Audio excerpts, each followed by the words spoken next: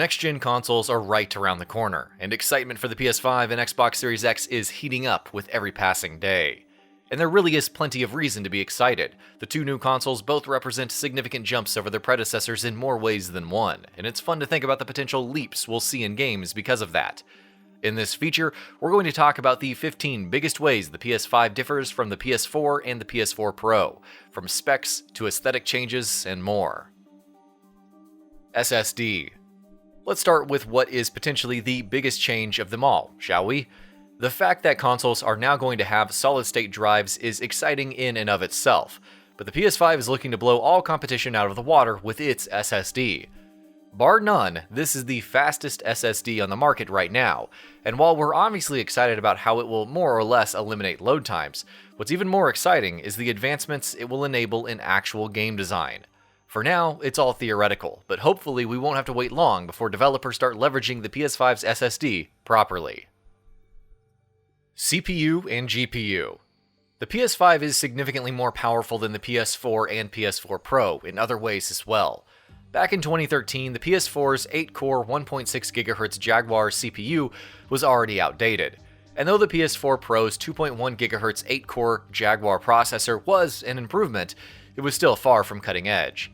Now the PS5's semi-custom Zen 2 CPU still isn't cutting edge per se, but it's a huge improvement. Then there's the GPU, which is an even bigger jump at 10.28 T-flops as compared to the PS4's 1.84 T-flops and the PS4 Pro's 4.2 T-flops. TEMPEST Engine. One of the most interesting aspects of the PS5 hardware that Sony have talked about is the TEMPEST, the console's 3D audio engine. It's interesting because it's finally focusing on an aspect that is so often left by the wayside by console hardware. There is a lot of potential here to increase immersion and heighten atmosphere in games. And while we're yet to see how or if it will make an actual difference, we're hoping that it won't be long before that becomes clear. Ray tracing. While PC gaming has been reaping the benefits of ray tracing for a while now, consoles have been lagging behind in that area. Now, however, they're finally going to catch up. Unlike its predecessors, the PS5 is capable of hardware-accelerated ray tracing, which, given the industry's constant drive to make games look better and more photorealistic, is a huge deal. 8K capable. 4K has become more common over these past few years in the console space thanks to the PS4 Pro and the Xbox One X, the latter especially, and hopefully it will become the industry standard in the coming years. Curiously enough, though, Sony have said that the PS5 is also capable of rendering 8K resolutions for games. Now, we don't know how true that is. Hardware manufacturers often say things about upcoming consoles that might be true on paper, but are much harder to actually pull off, which means that though the PS5 might conceivably be capable of 8K, there's a chance that we won't ever see that come to light. We hope it happens, though, but we do know there are no guarantees. New color scheme. For nearly 2 decades, black has been the color of PlayStation. That's not to say PlayStation consoles are only ever available in black, but black has been the primary flagship color of the PS2, the PS3, and the PS4, hell, even the PSP and PS Vita. The PS5 is unique because it's breaking away from that tradition and going with white being its flagship color theme. No more DualShock. Since 1997, the DualShock has been synonymous with the PlayStation brand. And though Sony did try and fail to do something different with the PS3's 6-axis, they'll be hoping that their second attempt to leave DualShock behind will be more successful. Visually, the DualSense obviously has a lot of similarities to DualShock 4, but its innards have some interesting new things going on, so let's talk about those for a bit. Adaptive triggers. One of the biggest new features being introduced with the DualSense that the DualShock 4 did not have is adaptive triggers. Essentially, this will allow the triggers to dynamically increase or decrease the tension based on gameplay, which means the trigger will get tighter as you're pulling a bowstring in the game, or as you attempt to drive a car through tough, rocky terrain. It's one of the many ways games can potentially become more immersive, so let's hope to see some interesting applications for it in the near future. Haptic feedback.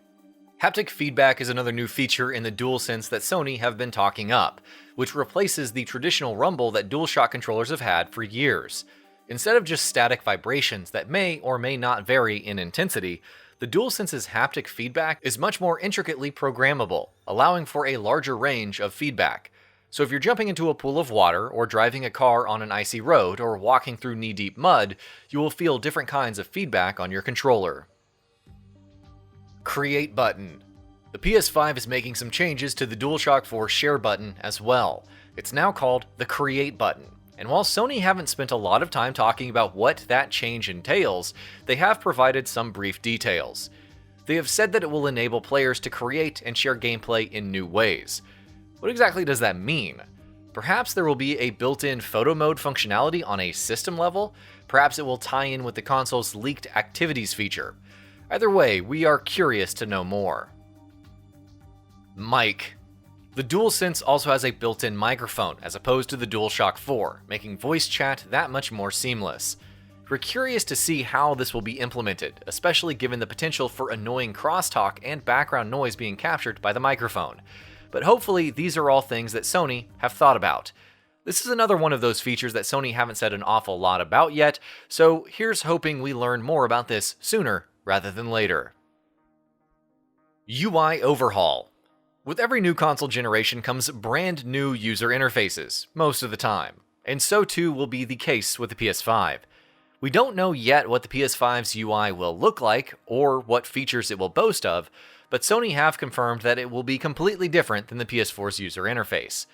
There have been rumors of late about the so-called activities feature, which will allow users to jump into specific parts of games directly from the home menu without having to boot up the game and then go through a series of menus, so there's potential for a lot of interesting things with this new UI. Here's hoping we learn more about it soon. Backward compatibility. Backward compatibility has been a point of contention for PlayStation for most of this generation, especially with their direct competitors Microsoft making strides in that area. And while the PS5 isn't going to go all in the way that the Xbox Series X will be doing, the PS5 will still have backward compatibility with the PS4. Sony have said that the vast majority of the PS4's library will be playable on PS5 at launch, while more games will be presumably added later on as well. Fan noise. All PS4 owners understand the pain of having a console that sounds like a jet engine moments before takeoff. It's an issue that Sony have been made aware of time and time again, and it seems they're going to address that with the PS5. They have promised that with the upcoming console, it will be much more silent than its predecessor, and while it remains to be seen just how true that turns out to be, we're definitely hoping for marked improvements. Discless version. This console generation has seen digital becoming absolutely huge, with most companies drawing the bulk of their revenue from digital sales. Of course, physical games and sales aren't going away anytime soon, but with digital now being an equally viable option, Sony are launching a discless version of the PS5 as well. That's significant, of course, because there has never been an all-digital version of any PlayStation home console. And that about does it for this video. If you enjoyed what you watched and want to see more from GamingBolt, you can always hit that subscribe button and turn on the bell icon next to it. That way you will never miss any of our videos.